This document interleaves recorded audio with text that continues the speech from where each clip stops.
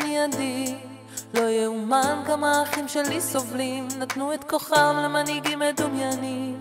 ואני שואלת מה ענייני, יומני היקר, זאת שוב אני עדי. האמת שהכאב גם אצלי, זוכרת לא זוכרת את עצמי, מחפשת מישהו שיבין שאני ראיתי אנשים עושים במכונית עם מסכה כשהם לבד, ואני ראיתי ילדים יושבים מול המסך לא מדברים עם אף אחד. כן, אני ראיתי אנשים שאוהבים ולא הולכים אפילו יד ביד. מה חשבתם שיהיה? חבל, יכל להיות פה די נחמד. אז אם פגעתי בך, אני מבקשת סליחה, אבל זה לא בגללי, זאת מערכת חולה, וזה הזמן לשינוי, כי זה לא בשבילי.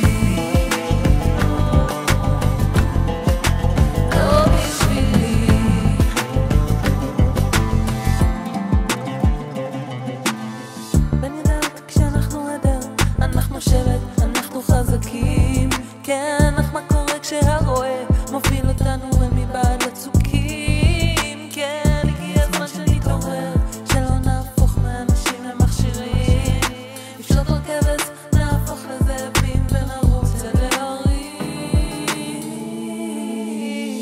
כי אני ראיתי ילד שמסתכל עליי באהבה, איזה עולם אני אתן לו,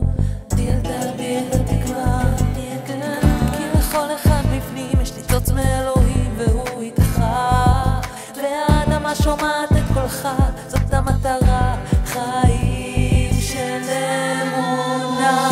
אז אם פגעתי בך, אני מבקשת סליחה, אבל זה לא בגללי, זאת מערכת חולה, וזה הזמן לשינוי, לא בשבילי.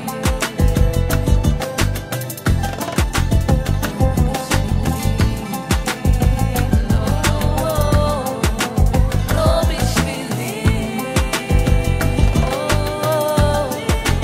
לא בשבילי.